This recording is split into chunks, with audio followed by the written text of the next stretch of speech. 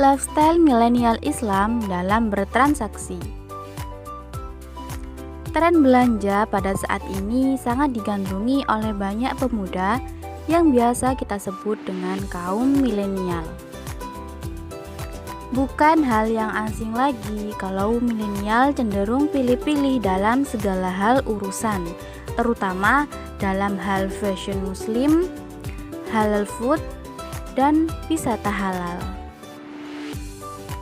Halal value chain sangat mendukung untuk penerapan ekonomi halal pada era milenial.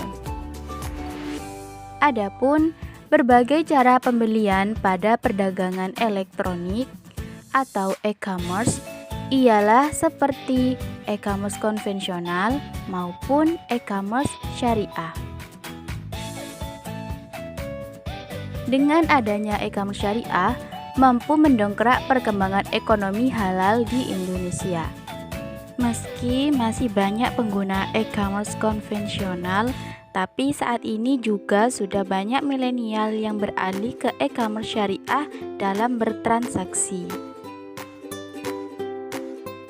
Jadi, budaya milenial untuk bertransaksi saat ini sudah berubah, yang sebelumnya menggunakan transaksi secara langsung dan membayar secara cash atau tunai, beralih menjadi transaksi e-commerce syariah melalui pembayaran elektronik atau electronic payments.